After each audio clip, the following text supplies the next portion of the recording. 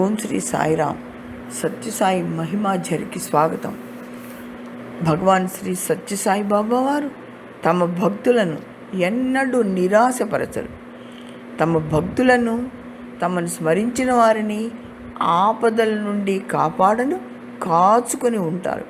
ముంబైకి చెందిన ఒక వ్యక్తి మొదట షిరిడి సాయి భక్తుడు. తర్వాత అతను బెంగళూరుకు ఉద్యోగరీత్యా వచ్చాక భగవాన్ బాబా వారిని బృందావనంలో దర్శించి అఖండ భక్తులవుతాడు.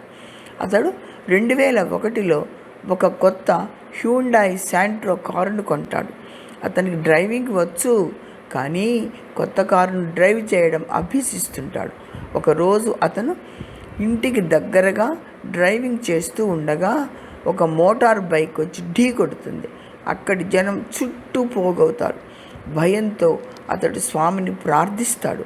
ఎక్కువ మంది చుట్టుముట్టడం, ట్రాఫిక్ పోలీసులు రావడంతో అతడి భార్య కూడా తెలివి లేకుండా పోతారు.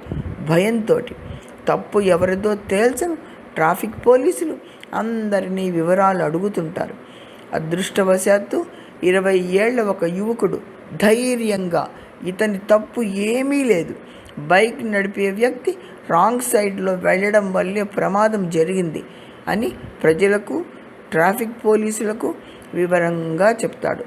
చుట్టుముట్టిన వ్యక్తులు అంతా ఇతని తప్పు లేదని, వారు అదే ప్రాంతానికి చెందినవారు కనుక ఇతనికి రక్షణ కల్పించే విధంగా మాట్లాడుతారు. అకస్మాత్తుగా 70 ఏళ్ల వృద్ధుడు అతని వద్దకు వచ్చి ఆందోళన చెందకు, అంతా బాగుపడుతుంది అని చెప్తాడు. బైక్పై ఉన్న ఇద్దరిలో బైక్ నడుపుతున్న వ్యక్తికి స్వల్పంగా గాయాలవుతాయి. అతడిని ఆసుపత్రికి తీసుకెళ్తారు.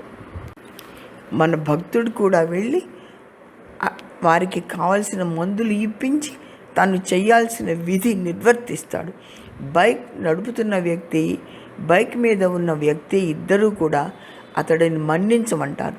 అతని తప్పేమీ లేదని, తామే రాంగ్ రూట్లో వచ్చామని చెప్తారు. ఇంతలో వేరే కారుకు చెందిన మరో డ్రైవర్ ఇతను కారు నడిపిన విధానం తప్పు అని ఆరోపిస్తూ డబ్బులు అడుగుతాడు. ఇతను కారును నిర్లక్ష్యంగా తోలాడని, కేసు పెడతానని ట్రాఫిక్ పోలీసులతో అంటాడు. అదృష్టవశాత్తు ట్రాఫిక్ పోలీసులు, స్థానికులు అందరి మద్దతు వలన ఇతడు దోషి కాదని నిర్ధారిస్తారు. స్థానికులు, ట్రాఫిక్ పోలీసులు స్వామి దయతో అతనికి అండగా నిలిచి రక్షిస్తారు. ఈ సంఘటనలో మన భక్తునికి 2 వింత విషయాలు అర్థం కాలేదు. మొదట వచ్చిన 20 సంవత్సరముల వ్యక్తి కానీ, తర్వాత వచ్చిన 70 సంవత్సరముల వ్యక్తిని కానీ అతను అంతకుముందు ఎన్నడూ ఆ కాలనీలో చూసి ఉండలేదు. ఆ గందరగోళం నుండి గట్టెక్కించను 2 రూపాలు ధరించి వచ్చినది మరెవరో కాదు, మన స్వామివారే, దయగల బాబావారే అని నిర్ధారణకు వచ్చిన అతను స్వామివారికి ఎంతో భక్తితోటి ధన్యవాదాలు అర్పించుకుంటాడు. స్వామివారు భక్తుల రక్షణ కోసం ఎన్ని రూపాయలైనా ధరిస్తారని మనకు తెలుసు కదా. జై సాయిరామ్.